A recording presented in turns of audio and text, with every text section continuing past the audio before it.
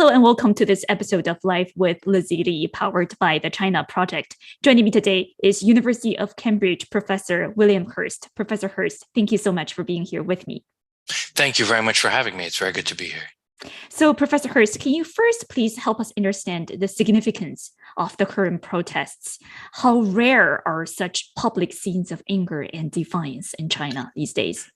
Well, I think it's important to separate out what is common and what is special about the protests, right? So what's common about the protests is just the fact that there are protests, right? There are lots and lots of protests across China every day, in villages, in small towns, in large cities, by workers, by students, by farmers. We see all of these different sort of strands of protests around environmental issues, around various other things constantly. And that's been a constant over many, many years.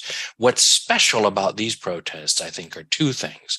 First of all, this anti-lockdown framing has provided a kind of master narrative to bring together otherwise quite distinct or even disparate strands or repertoires of contention around this common theme. And the second thing is that there has been, at least in a few cases, an articulation of a kind of much more systemic critique of the regime, of the party, and of Xi Jinping himself. Now that I don't know how often that's happened, but it's happened at least a couple of times. And then there's also been another strand of, just in the last 24 hours or so, lots of people calling for things like freedom of the press or reduced censorship, holding up the blank sheets of paper, as well as the use of sort of clever irony.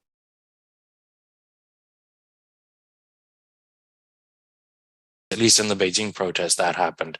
And at least in the Chengdu protest that I've seen, there's been calls for freedom of the press in a rather explicit way. So all those things are very specific and special about these protests. We don't see that very often at all. And the fact that that's occurring really makes this a quite significant incident.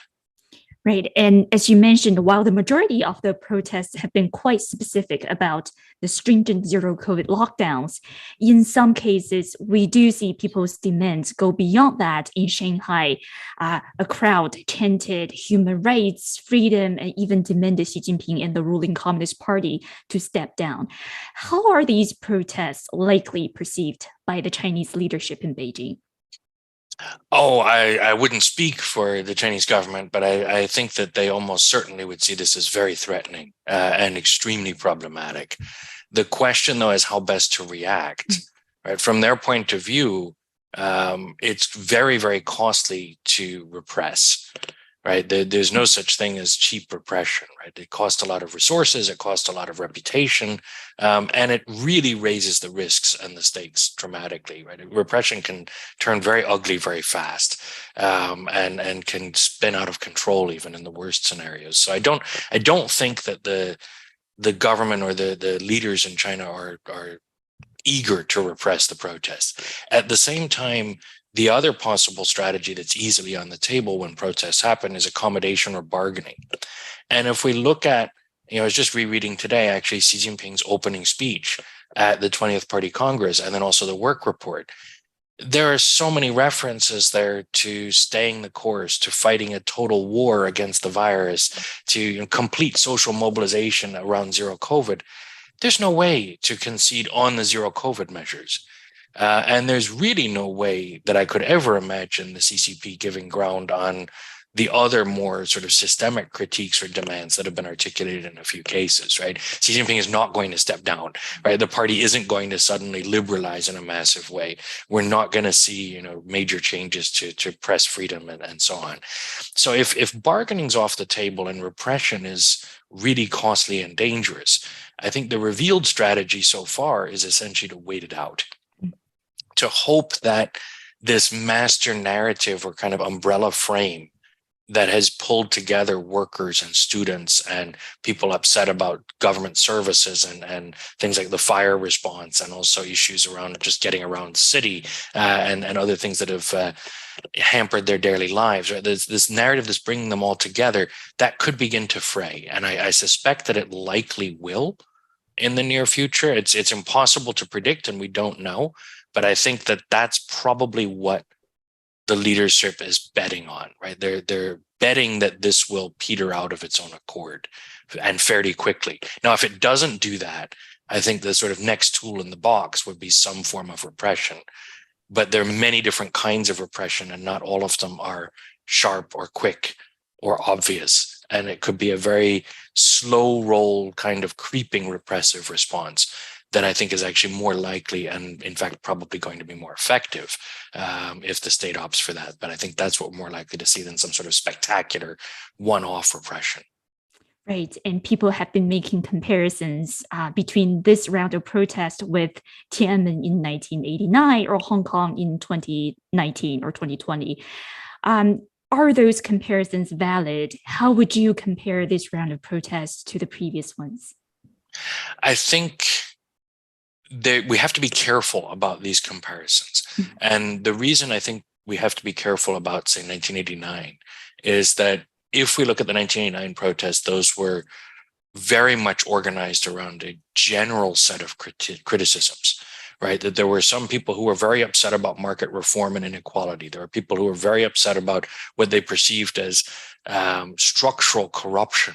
There were others who really wanted a change in the complete character of the regime. And so all of these came together in a way to challenge directly the leadership of the Communist Party in a way that hadn't been done in quite some time. That's not going on now. The other thing that happened then is that those protests were not repressed effectively for quite some time, about a month and a half. And during that 6 weeks or so, they mushroomed.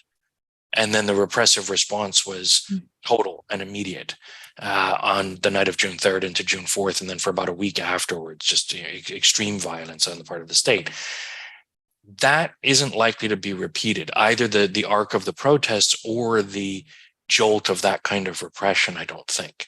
If we look at Hong Kong in 2019, 2020, let's say, the most recent iteration of the Hong Kong protests, we can go back 2014, 2003, all the different waves of Hong Kong protests. What was being put on the table by the protesters, though, in the most recent round was what they saw as critical aspects of the one country, two systems relationship, of Hong Kong's political status, and of the political system in Hong Kong. There wasn't really room for compromise on any of their sort of 5 core demands. There wasn't any sense of gradation, nor did I have a sense, at least, and I could be wrong, because I haven't studied the Hong Kong protests sufficiently in detail, but I didn't get a sense that there were disparate groups being united around a narrative. What I do think is apt of those comparisons is that what we saw over the course of about 12 months, from basically summer of 2019 to summer of 2020, was exactly the kind of slow roll, gradual, targeted, creeping repression almost, with outbreaks of violence here and there, but not the kind of quick and decisive and very ugly repression that happened, for example, in 89. So this slower repression, there is a model for it from these historical parallels, but I think we could probably stop there in terms of drawing the comparison directly, because this is different. Right. And I mean, the situation is obviously very fluid now, but if the government fails to defuse this outburst of unrest, in the case that this round of protests actually accumulates to something much more political, will these protests threaten Xi Jinping's grip on power? It's very hard to say whether they do or do not threaten that, but I think most likely he would perceive it as a direct challenge and a serious threat if they are not fairly quickly dissipated, either by themselves or by some kind of repression. So if it continues and it continues to spiral, I think things will become more tense, not less. And I think we're in a very difficult, dangerous, and nervous time in Chinese politics and society right now. And I don't think anybody really knows where it's going. The big question is whether this will be a critical juncture in which basic trajectories can shift, or whether we just sort of see things simmer back down and return to the kind of uneasy quotidian we were at a few weeks ago, which could also happen. And I think is still, at this point, still probably the most likely scenario.